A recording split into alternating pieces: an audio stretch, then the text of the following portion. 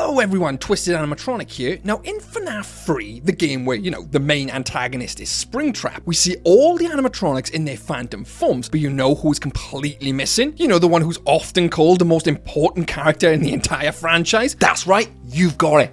Golden Freddy. I mean, this game is about Springtrap, William Afton himself, and Golden Freddy is often described as the character who hates him the most, the vengeful spirit. So it makes sense to have Golden Freddy in a game about William Afton. But nope, the character has been completely forgotten here. Or has it? Is there a reason why Golden Freddy has been intentionally left out of FNaF 3? Well, that's what we're here to find out today, my friends. Because as you know, Afton is there in FNaF 3. He's walking around in the flesh, so to speak. We see him. But Golden Freddy? Nope, they've just decided to take a break from hunting William Afton. We know they're really good at it because they were the ones who initially got him spring-locked, remember? Where they're literally chasing him around the room and he climbs into the suit. So why now have they suddenly decided, nope, I'm taking a break? Well, we know they were present during FNaF 1, which was basically set in 1993. We see them there. We know they were present in FNaF 2, which was set in 1987. They were seen there. Although a little bit more supernatural with the floating head stuff. Where Golden Freddy's head is literally just hurtling towards you at the end of a corridor. But in FNaF 3, which is set in the future at some point, after the events of FNaF 1, they're completely missing. Now, one could argue after the events of FNaF 1, where they basically get William Afton spring-locked, they could say that the spirits were finally laid to rest, because they've basically now killed their own killer. I mean, it would make sense, right? Golden Freddy wouldn't need to hang around anymore. They would have fulfilled their mission of basically taking out William Afton. But actually, no, this isn't the case, and the game show us this and prove this. Because after the events of FNaF 1, they're still around. Because in the bad ending of FNaF 3, we see all the heads with lights on inside of them, obviously signaling the fact that this spirit's still around and still alive. We even see Golden Freddy's head lit to signal there's a spirit still inside of that. That indicates that nope, the spirits did not move on after they initially spring-trapped him. So it doesn't explain why Golden Freddy is missing in FNaF 3. I mean, they'd still want to get their revenge on William Afton, right? Especially knowing that he is now alive, walking around this haunted attraction pizzeria. So for us to actually solve why Golden Freddy is missing, we actually have to find out who is in Golden Freddy to begin with. And for that, we're gonna have to turn to FNaF World. And I know you're probably thinking, how is FNaF World gonna help us solve who is in Golden Freddy and how are they missing from FNaF 3? Well, I promise you, this is gonna blow your mind. Just like Freddy over there. My mind is blown, Twisted Animatronic. Now, many people believe that FNaF World is actually taking place in the mind of the crying child. There's various evidence to back this up. For one, FNaF World comes after the events of FNaF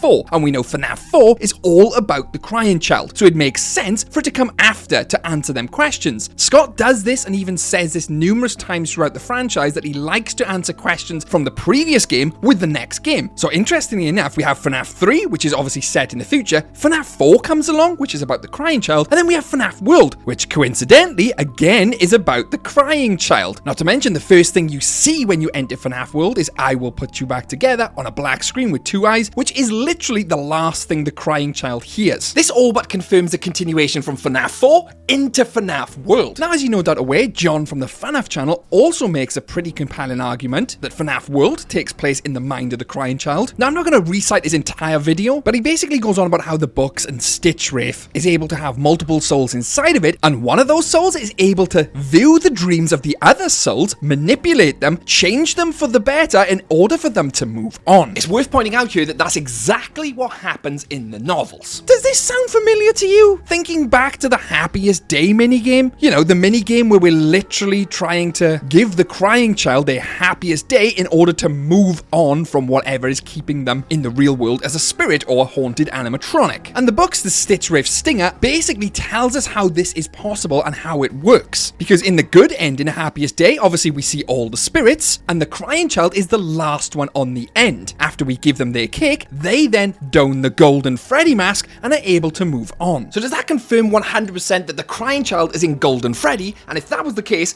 why is he hunting his own father? This brings up more questions than it does answers, and who would be manipulating their dreams or memories? And what has this got to do with them not even appearing in FNaF 3? I know, there's lots of questions to be answered. I told you this was going to blow your mind, so don't worry. And FNaF FNaF World is going to help solve this entire dilemma and mystery, because it's my belief that in FNaF World, we're not actually playing as the crying child. Yes, we're in the crying child's mind, but we're playing as a different character, not the crying child themselves. Now, interestingly enough, a lot of people at first didn't believe this was canon to the games, so Scott himself said yes, it is canon to the games and ties into all the lore, which is extremely odd because FNaF World is a completely different game to all the other FNaFs. I mean, it's cute, it's artsy, the characters themselves even reference that you're playing a video game, which is extremely odd, but all of this further cements the fact that we're inside the crying child's mind. You know, a young boy, William Afton's son, who tragically was killed by his older brother. The reason why the design itself, the art, the landscape is totally different from every other FNaF game is because you're inside someone's mind. This is literally the landscape inside the crying child's mind. And as the game tells us, there's various layers, or as it's called in the game, the subtunnels. You see, as you continue to play FNaF World, you're going deeper and deeper into the mind of the crying child, and the deeper you go, the more you're going to find them darker, deeper, hidden, repressed memories. I mean, much like a real person who suffers trauma, they're not going to have them at the forefront of their mind. They're going to bury them away, lock them away even. Very much like the box we see in FNaF 4.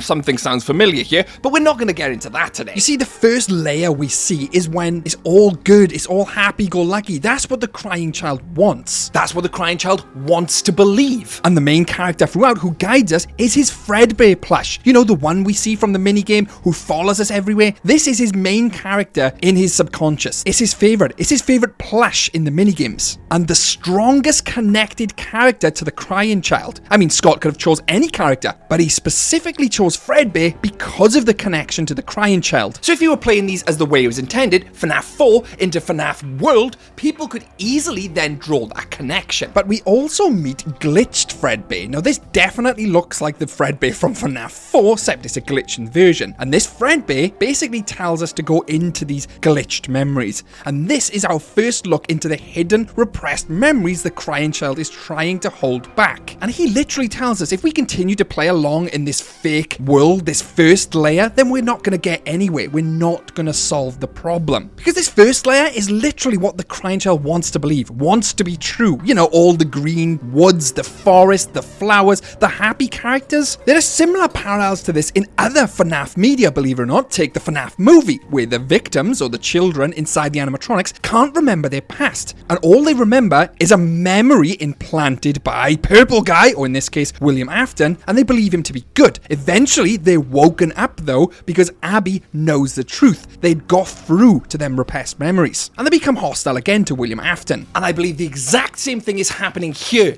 in FNaF World. We are playing as a secondary character inside of the crying child's psyche, and we're trying to get them to remember, to come to terms with what actually happened to them. The horrifying fate, not this fake first layer we see here. We're trying to dig deeper to get them to remember the truth. And this is done through collecting clocks, believe it or not, in FNaF World, which basically unlock minigames. And these minigames are actually setting up the events of Happiest Day, which transpire in FNaF 3. And if you don't know, the Happiest Day minigame is basically an alternate reality as to what actually happened to the crying child in real life. Because in real life, he obviously got bullied, killed by Freddy. But in Happiest Day, that doesn't happen. He actually has his birthday party. No bullies. Everyone eats their cake, and he moves on. Collecting all these clocks in FNaF World then helps set up this minigame. And that minigame we actually play in FNaF 3, showing us that, again, Scott has answered them questions in a later game. Now, what is interesting is the fact that we complete these events in FNaF 3. And in FNaF 3, we all but know we play as Mike. So this secondary character in FNaF World is setting up events for Mike to complete in FNaF 3 to help his brother move on. It's all starting to make sense now. I mean, the Stitch Riff Stinger books confirm this, where an individual helps numerous characters throughout the book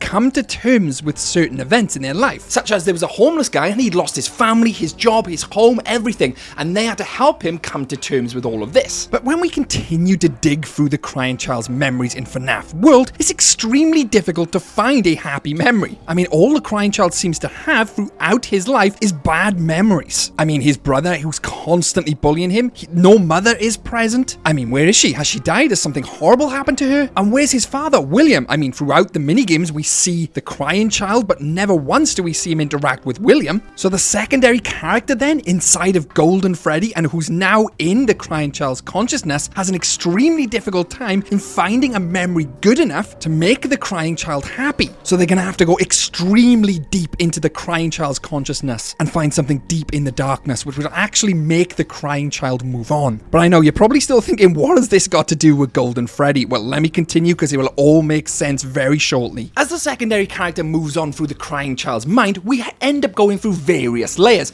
going deeper and deeper into the crying child's psyche. The first layer below the surface is definitely a stark contrast in change. It's slightly glitchy, it's very blue, bleak. Nowhere near does it have them bold colors as the first layer because we're cutting through now into the truth. As we go further down, we go to the second layer, which is now grey and all horrible, but the Fredbear character, strangely enough, is still present. And then we get to the third layer, a complete change. It's very dark, eerie, and then we finally see it. The Fredbear character has now changed to a ghost face, the crying child face. This sprite looks exactly like the ghost children from the other FNAF games. The entire world around us signifies death. It's dark, grey, horrible even. This is the crying child coming to terms with their death. But you have to remember, as the secondary character, we've come down here to find the truth, which we found. But we also need to find a happy memory so we can help the crying child move on. But there's nothing here. We need to continue to move further down, deeper into the crying child's mind. But the danger here is, back in the original world, the plush Fredbear told us that if we go too far down, we can never return. But the secondary character has to enable them to find this happy memory. So we do it. We get to the deepest layer, and it's the red layer, almost as if it's like a hell. And there's a lake with a man sitting there fishing with what looks to be a foxy mask. And then he tells us, I'm sorry to say that you have gone too deep into the code. There is no way back out. And this is where we meet Old Man Consequences, and he says to have a seat, there is nowhere else to go. And this is it. This is his most repressed memory. Old Man Consequences isn't an old man, it's actually Michael Afton. He's wearing the foxy mask, and he's all the way down there in his repressed memories because the crying child wants to bury him as far down as he possibly can because he was the one who killed him. And Mike is literally telling him, there's no way to come back. You're dead now. You can't move on. But this isn't the furthest you can go. There's actually another layer, the deepest forgotten layer. You see the lake, you force yourself into it, almost as if you're trying to drown yourself, and you fall directly through, constantly falling. Obviously signaling the fact that we're falling as far down as we possibly can into the crying child's mind. And then we hit the bottom, and there's this picture. A man or woman holding two other individuals, smaller than them, clearly children at this point. Or maybe some dwarfs, who knows? But then the screen starts to flicker, as if they're watching a TV program. Now, the person in the middle could be anybody. It could be William, it could be Mrs. Afton, or it could be Mike. And then it starts to fit together perfectly. It is Mike, and the two individuals he's holding is the crying child and Elizabeth. And then it happens. The text above, happiest day. We've gone so far down into the crying child's consciousness that we found it. We found the memory, the happiest day memory. And it's this, them all together, siblings, alive, sitting watching their favorite show in front of the TV. And there it is. In order to help the crying child move on, the crying child must know that Mike does really love him, just like he did in this happiest day memory. Not the accident where he put him inside Fredbear's head. He didn't mean for that to happen, and he's been riddled with guilt ever since. He's been working his way through every pizzeria trying to help his brother move on or undo the work his father has now been doing. I mean, by the time FNaF 3 comes around, where we play as Mike, Mike has already worked in the original Five Nights at Freddy's location in 1993. He was also in Sister location where he was scooped. Mike has endured enough himself, but this secondary character now has to help the crying child move on and show them that Mike does actually care, that Mike does actually love them. And the only way to show them that is help set up the events of FNaF 3, which we do throughout FNaF World, in order for Mike to successfully change their memories in FNaF 3. And now finally, with all that context out of the way, we can get on to why Golden Freddy wasn't in FNaF 3 in the first place. Because believe me, we needed all that information to come to a decisive conclusion. You see, we know the crying child was in Golden Freddy, right? But we also know this secondary character was in the crying child's mind. Does that then mean that this secondary character was in Golden Freddy? Well, yes, it does mean they were also in Golden Freddy, but not just that. It doesn't have to be a golden duo theory to work, and I'll explain that later. Because as you know, we see the vengeful spirit chasing down William Afton in the secret room. You know, the one where he gets spring-locked. Now, that would not be the crying child. Why would the crying child be chasing down their father to murder him? That makes no sense. The crying child would more than likely be chasing Mike, not William Afton. So we know this spirit, the one who's literally at the spring locking, is a different individual, and the one who wants to hunt Afton. So the fact that Afton is still around free as a bird in FNaF 3 is extremely confusing, because that spirit we see in the spring locking room would stop at nothing to get to William Afton. So where are they then? Freddy's head was coming off. Well, this is where it finally hit me. After the initial spring locking, the secondary antagonist could have potentially thought that William Afton had died, and with that, they could finally be set free. While all of those, apart from the crying child, they were never killed by William Afton. So this secondary person inside of Golden Freddy then would have to help them move on by showing them their happiest day. So they go into the crying child's psyche, and just like we see in FNaF World, they get stuck there. They're too far gone. I mean, even in the novels, we see Springtrap and Eleanor get stuck inside memories, completely removing them from certain events in the story. And when you're down in these deepest depths, even in the game, the only way you can escape is Control-Alt-Deleting it. They literally made it impossible for you to exit the game. I mean, literally, where you see that happiest day where they sat in front of the TV screen, you can't escape. It's a game mechanic. You see, that's why they're not in FNaF 3. They're stuck inside the crying child's memories, trying to find that happiest day, and they cannot escape this memory until the crying child actually realizes that Mike does really care for him, and they can finally have their happiest day. You see, we're not just setting up the happiest day minigame in FNaF World, we're setting up everything we see in FNaF 3. You know, all the minigames, helping Mike to also show the crying child he cares. And if you don't complete these minigames correctly in FNaF 3, you get the bad ending. And obviously in the bad ending, we see all the heads lit up, including Golden Freddy's in the background, indicating none of them moved on. But if you complete all the minigames and then happiest day, you'll see all the heads with the lights in them now extinguished, except for one. You'll notice one is missing, and that is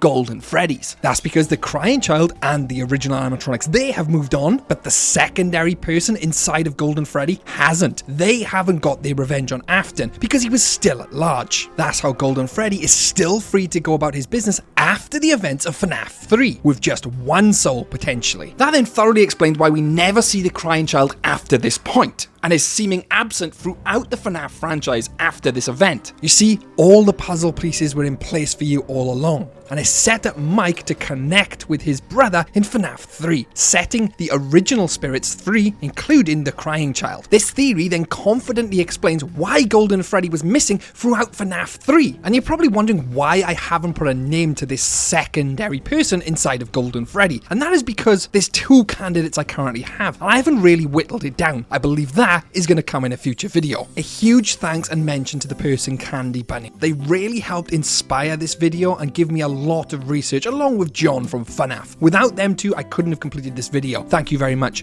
and I highly recommend checking out Candy Bunny's video because she goes into extreme depths on the psyche of FNaF World and is a great up-and-coming theorist. Highly recommend. And if you enjoyed this video, don't forget to hit the like button and subscribe for plenty more content like this every single week and on the channel. And I highly recommend checking out some of my other videos. Special thanks to my members who are on screen now, with a special thanks to William Plays 844, Lauren C, who are both golden twisted ones, and Penguin Lover 12, who's actually a twisted animatronic and an ultimate theorist. Thanks guys. I'm Twisted Animatronic, and that's a twisted theory, and stay safe out there, superstars. My mind is blown, Twisted Animatronic. I don't know what I'm doing.